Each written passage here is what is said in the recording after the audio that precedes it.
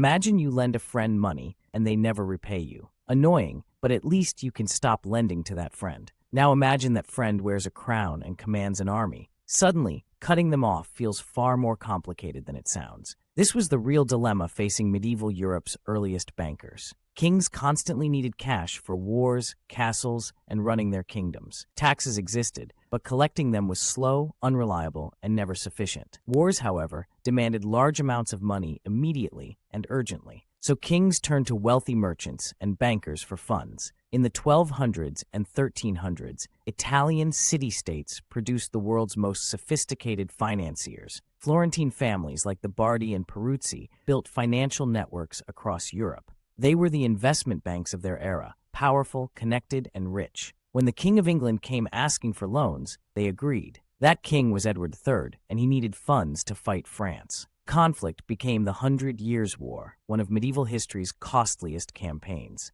Edward borrowed enormous sums from the Bardi and Peruzzi throughout the late 1330s. The amounts were staggering relative to the size of these banking houses. Then, in the early 1340s, Edward simply stopped repaying his debts. This became one of history's earliest and most catastrophic sovereign defaults. Sovereign default means a government or ruler fails to repay its debts. The Bardi and Peruzzi never fully recovered from Edward's default. Royal debt dealt both firms a major blow, though historians debate the causes. The obvious question is, why did anyone keep lending to kings at all? The answer reveals something surprising about how medieval power actually worked. First, kings could not technically be sued by their creditors. The idea that a ruler stands above ordinary law is called sovereign immunity. You could not take a king to court as you could a merchant. But bankers were not naive. They knew the risk going in. They lent anyway because royal favor could be extraordinarily profitable. In return, bankers often received the right to collect royal taxes and duties. Tax farming let the king outsource collection while bankers took a cut. Bankers also gained exclusive trading licenses and access to royal markets. The loan itself was secondary. The real prize was the business relationship. As long as repayment remained possible, the relationship stayed alive. Counterintuitively, kings who defaulted could often still borrow successfully afterward. New lenders still wanted the privileges only a king could grant. A king's power to grant favors outlasted his debt reputation.